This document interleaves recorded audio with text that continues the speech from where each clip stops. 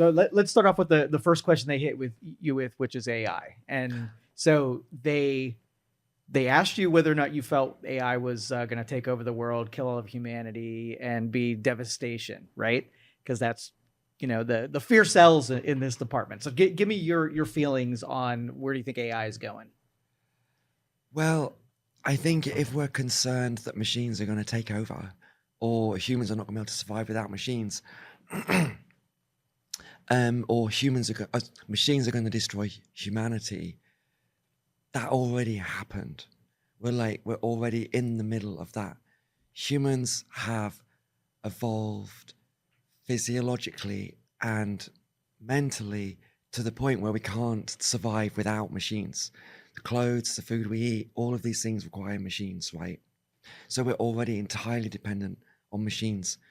And I hate to say this, but news media and social media are entirely destroying humanity. They are polarizing us. It's a race to the bottom with every idea and every way to be human. So machines, or the use of technology, is already destroying us. And so seeing people write on social media or talk in the news or watching films about how AI might destroy us is so ironic and ignorant, because whoever's writing that or telling those stories isn't really aware that we're already having our humanity. It's hard to say these things without swearing, to be honest. Right. But I really want to swear because it makes me really mad. Well, science fiction takes it to the absurd level and then populates it with what that worst case scenario would be when AI decides that human beings are disposable and takes it to that natural end. So. Yeah.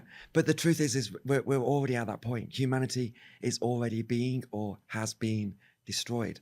So what I believe actually is that AI is the thing that can save us, because AI could detoxify social media. AI could detoxify news media. For example, AI could allow you to know what's true and what's not true, what's fact and what's fiction, what's a lie and meant to push you in one direction. AI could allow you to control your own algorithm, for you to choose what you consume, what you see, what you don't see. So I actually see AI as the antidote to something that's already killing us and consuming us and destroying humanity. So that's my take. And I agree with you that if AI could be sort of like an objective arbiter of truth, but how do you depoison what truth is and mathematically define, what's a truth and what's not? Being that the sample that it would have access to probably has a lot of that stuff in it. Yeah. So obviously, there are many truths. There is no single truth. And truth is different to fact. And, fact is should be something that we can all agree on. Unfortunately, we don't seem to be, but it should be something that we can all agree on. There's a microphone in front of me is a fact, right? Whereas truth is something that comes with perspective. Because truth is what is your truth? What is my truth? What is true to me? So it's a very different thing. And actually, it's not that truth or fact, one is better than the other. Facts can be used to distort the truth. So I could shove a bunch of facts at you that are utterly irrelevant to the thing that we're talking about, but you're unable to dispute them, and make someone or gaslight someone into believing, that, or distorting a truth. So I think it's important to understand the difference between truth and fact, and that irrelevant facts can be used to distort the truth.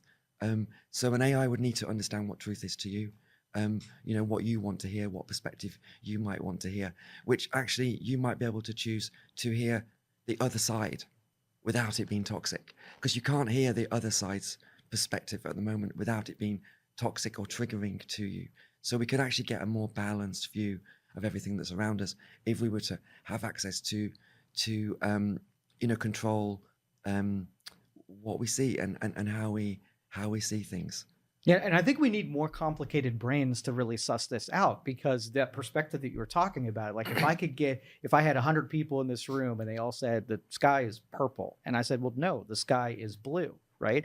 Yeah. So truth is more about agreement more than it would be about an objective measurement of what blue is, because from their perspective, they might be looking up and purple is what they see. Yeah, no, exactly. Yeah. And I think